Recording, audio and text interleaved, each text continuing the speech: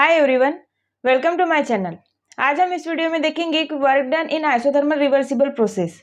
Video start करने से पहले आप वीडियो को लाइक कर दो और चैनल पे सब्सक्राइब कर दो। तो चलो स्टार्ट करते हैं।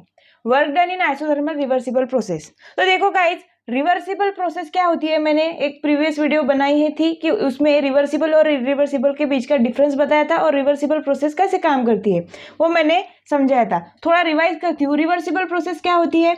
रिवर्सिबल मीन्स जो कि रिवर्स हो। जैसे कि हम यहाँ पे मैंने एक कंटेनर लिया जिसमें हमने गैस इनक्लोज किया, ठीक है, जो कि इनक्लोज किया एक वेटलेस और फ्रिक्शनलेस पिस्टन से। यहाँ पे कुछ वेट है ऊपर उसके, जो कि एक्सटर्नल प्रेशर क्या कर रहा है, एक्सर्ट कर रहा है। और जो गैस का प्रेशर है वो क्या है, प्रेशर पी है। इनिशियली ये क्या है, दोनों रेस्ट पे है। मतलब इनिशियली क्या है, initially P external is equal to pressure of gas. ये कंडीशन है। जब ये कंडीशन होती है तो ये पिस्टन क्या होता है, एक ही जगह पे क्या होता है, रुका होता है, रेस्ट पोजीशन पे होता है। लेकिन जैसे ही मैं इस पी एक्सटर्नल को थोड़े इनफाइनाइट सिमल वैल्यू से अगर मैं डिक्रीज करूं, अब इनफाइनाइट सिमल वैल्यू मीन्स ये एक बहुत ही छोटी वैल्यू होती है। अगर मैं इस पी एक्सटर्नल को डिक्रीज करूं छोटे वैल्यू से, इनफाइनाइट सिमल प्रेशर से डिक्रीज करूं, तो ये हो जाएगी पी एक्सटर्नल माइनस, जैसे कि इनिशियली ये P external is equal to P था, तो ये हो जाएगा पी माइनस डी पी। ठीक है, पी एक्सटर्नल इज पी है initially, P minus D P. ठीक है, अब मैंने क्या किया, इनफाइनाइट सिमल अमाउंट से, इनफाइनाइट सिमल वैल्यू से क्या किया, प्रेशर क्या किया, कम किया।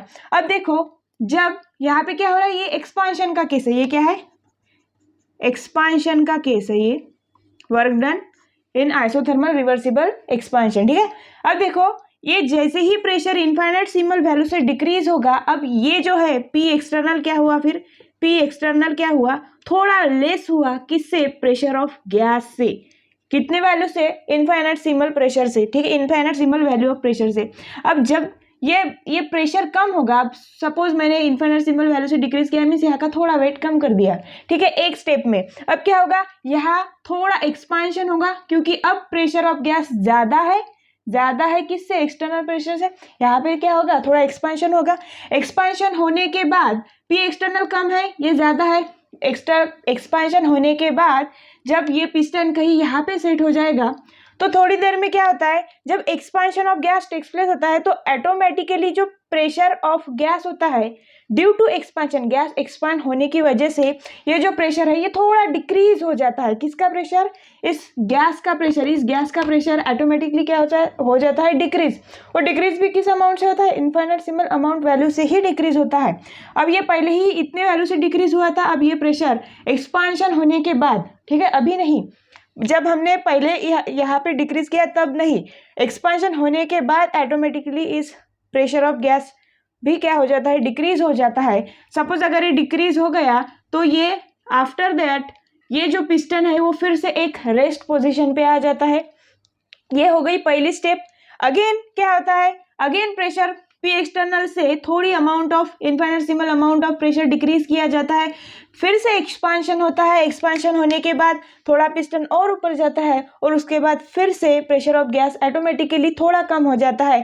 फिर बाद में external pressure is equal to pressure of gas फिर से हो जाता है, और रेस्ट पोजीशन पे क्या पिस्टन आ जाता है।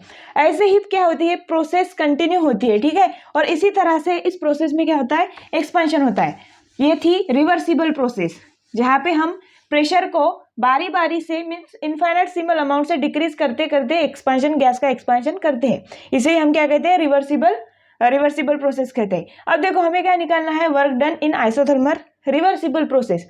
अब देखो, वर्क डन, हम एक इनफाइनाइट सिमल वैल्यू के लिए अगर वर्क डन निकाले तो हम क्या निकालेंगे, DW। अब देखो, यहाँ पे वेरिएबल्स कौन से चेंज हो रहे हैं, हमें क्या निकालना है, वर्क डन निकालना है, तो यहाँ पे वेरिएबल्स कौन से चेंज हो रहे हैं। तो पी एक्सटर्नल कितना होता है, डिक्रीज करने के बाद P minus D P. Initially इतना होता है P, और हम डिक्रीज करते हैं इनफाइनाइट सिमल से, सो P external is P minus D P. ठीक है, अब देखो, जब यहाँ पे एक्सपांशन होता है, सपोज वॉल्यूम इनिशियली V1 होगा, आफ्टर फाइनल वॉल्यूम V2 होगा। जब हम फाइनल माइनस इनिशियल करते हैं, तो कुछ डिफरेंस जो चेंज मिलता है वो dV का मिलता है। मतलब इतना इनफाइनाइट सिमल इंक्रीज इन वॉल्यूम होता है। ठीक है, प्रेशर की डिक्रीज करने के बाद। अब देखो, हमें वर्क डन इनफाइनेटसिमल स्टेप के लिए वर्क डन निकालना है। तो यहाँ पे क्या करना होता है, हमें जो वेरिएबल्स चेंज हो रहे हैं तो उनका हमें क्या लेना पड़ता है, प्रोडक्ट लेना पड़ता है। अभी देखो हम इस प्रेशर को चेंज करते हैं तो हमें ये वेरिएबल लेना पड़ेगा P माइनस डी पी। ध्यान से देखना ये, ठीक है। ये हमने प्रेशर लिया, उसके बाद क्या चेंज हुआ, वॉल्यूम का चेंज हुआ, वो कितना हुआ, dV, ठीक है।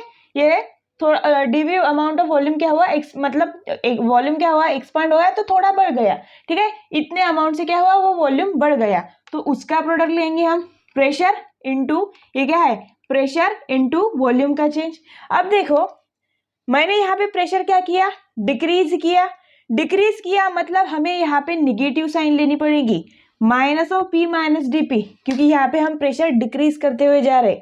वही अगर वॉल्यूम का केस वॉल्यूम के लिए देखें तो वॉल्यूम तो इंक्रीज हो रहा है ना, यहाँ पे क्या हो रहा है, एक्सपांशन हो रहा है। एक्सपांशन होना मतलब वॉल्यूम का बढ़ना, वॉल्यूम का बढ़ना मीन्स ये क्या है, वॉल्यूम पॉजिटिव में जा रहा है।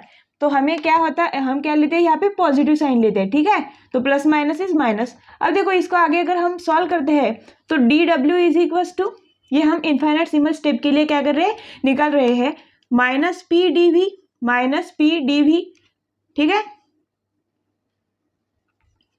Minus minus plus dP dV, ठीक है। अब यहाँ पे देखो dP dV क्या होता है, ये भी एक इनफाइनेटसिमल डिक्रीज किया था हमने प्रेशर का और इनफाइनेटसिमल इंक्रीज है, तो ये बहुत ही छोटी वैल्यू है, इनफाइनेटसिमल वैल्यू है, तो हम इसको क्या कर देते हैं, हम इसको निग्लेक्ट कर देते हैं, ठीक है। अब वर्क डन क्या होगा फिर, dW is equal to minus P dV। अब ये है हमारा जैसे इनफाइनेटसिमल स्टेप के लिए वर्क डन। हमें अगर इस प्रोसेस, ये जब प्रोसेस कंप्लीट हो जाए, मतलब कंप्लीट तो नहीं होती बट हम सर्टन नंबर ऑफ स्टेप यहाँ पे करें, इस रिवर्सिबल प्रोसेस में करें, तो हमें टोटल वर्क डन कैसे निकालना पड़ेगा, तो हमें टोटल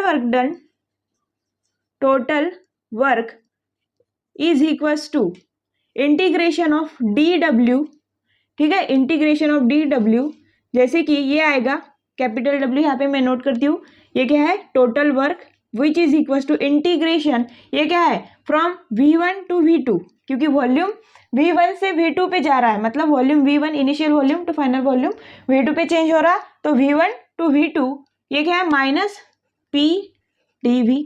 अब देखो इंटीग्रेशन सॉल्व करेंगे, ये माइनस को बाहर लेती हूँ, from V1 to V2 P dV। अब हमें पता है आइडियल गैस के लिए क्या इक्वेशन होती है, PV is equal to for 1 mole RT, nRT होता है, n is equal to 1 then PV is equal to RT। तो यहाँ के लिए प्रेशर की अगर हम वैल्यू निकालें, क्योंकि ये वेरिएबल्स क्या है, जो इंडिपेंडेंट वेरिएबल्स है वो क्या है, वॉल्यूम है, तो हम यहाँ पे इस प्रेशर को वॉल्यूम के टर्म्स में लिखेंगे, जैसे कि P is equal to RT by V। अगर मैं ये वैल्यू यहाँ पे पुट कर दूँ तो ये क्या आएगा, minus of V1 to V2 RT by V into dV। अब आगे क्या करना है, जैसे कि यहाँ पे देखो अभी W that is work is equals to, ये क्या है, RT क्या है, कांस्टेंट टर्म है, तो ये मैं इंटीग्रेशन के बाहर लेती हूँ, RT integration from V1 to V2 dV by V, ठीक है। अब देखो हमें इंटीग्रेशन 1 अपॉन ये dV बाई V क्या है, ये एक्चुअली क्या है, 1 अपॉन V इंटू dV, ठीक है। अब इंटीग्रेशन ऑफ 1 अपॉन, जैसे कि इंटीग्रेशन ऑफ 1 अपॉन x क्या होता है, ln x, yes, integration of 1 by x is ln x log x, ठीक है। तो यहाँ पे भी क्या होगा, minus RT as it is, और integration 1 by V dV is equal to ln of V from limit V1 to V2, ठीक है। अब ये हम ये वैल्यू रख दे तो ये क्या होता है, फिर ये क्या आएगा, हमें यहाँ पे V की जगह क्या रखना पड़ेगा, फाइनल माइनस इनिशियल, ठीक है। मैं ये रब कर देती हूँ इधर का, आप साथ साथ में नोट करते जाए, ठीक है।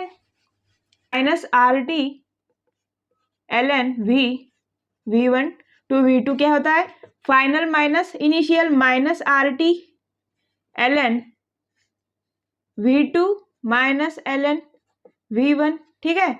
यहाँ पे क्या होगा, माइनस RT, हमें लॉग के रूल्स पता है, log A minus log B, log ln a minus ln b is equal to क्या लिखते हैं हम, ln a बाय b। तो यहाँ पे भी क्या लिखेंगे फिर, minus R T ln v2 by v1।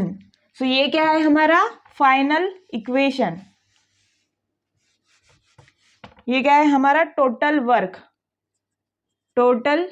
Work for isothermal reversible process is equals to minus R T ln v2 by v1।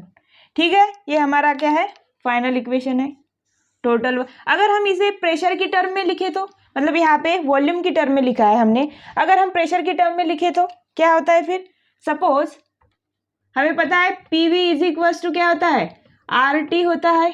ठीक है, अगर P1 V1 is equals to P2 V2 हो सकता है क्या, ऑफकोर्स हो सकता है, क्योंकि अगर मैं P1 V1 is equals to RT लिखूं, टेम्परेचर तो यहाँ पे कांस्टेंट है ना, T1 नहीं लिख सकते, T1 या T2 नहीं लिख सकते, क्योंकि ये क्या है आइसोथर्मल प्रोसेस है। आइसोथर्मल प्रोसेस मीन्स क्या है, टेम्परेचर कांस्टेंट है, वो T1 T2 नहीं रहेगा, ओनली टेम्परेचर T ही रहेगा। और P2 V2 is equal to RT, यहाँ पे भी T2 नहीं लिख सकते।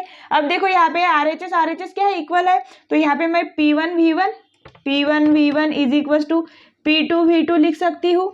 अब ठीक है, अब V2 बाय V1 की अगर यहाँ से वैल्यू निकालू तो V2 by V1 is equal to V2 by V1, तो क्या आएगा ये P1 बाय P2 आएगा। यस, सो हम यहाँ पे प्रेशर की टर्म में यही वर्क कैसे लिख सकते हैं, फिर क्या आया V2 बाय V1 क्या आया, V2 by V1 is P1 by P2। ठीक है, सो टोटल वर्क क्या आएगा फिर यहाँ पे प्रेशर की टर्म में, W is equals to that is work is equals to minus RT ln P1 by P1 by P2। So ये क्या है हमारा work done in terms of pressure.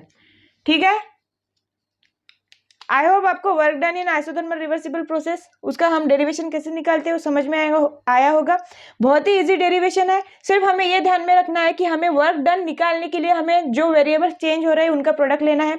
तो चेंज हम क्या करते हैं, एक्सटर्नल प्रेशर करते हैं, और एक्सटर्नल प्रेशर चेंज करने की वजह से वॉल्यूम का चेंज होता है, तो हमें उसका क्या लेना पड़ता है, प्रोडक्ट लेना पड़ता है। आगे थोड़ा इंटीग्रेशन टोटल वर्क निकालने के लिए इंटीग्रेशन लेना पड़ता है, और इंटीग्रेशन लेने के बाद हमें क्या मिलता है, वर्क डन का फॉर्मूला मिलता है। ठीक है, अभी वीडियो अच्छी लगी ना तो प्लीज़ लाइक कर दो और पहले चैनल को सब्सक्राइब कर दो।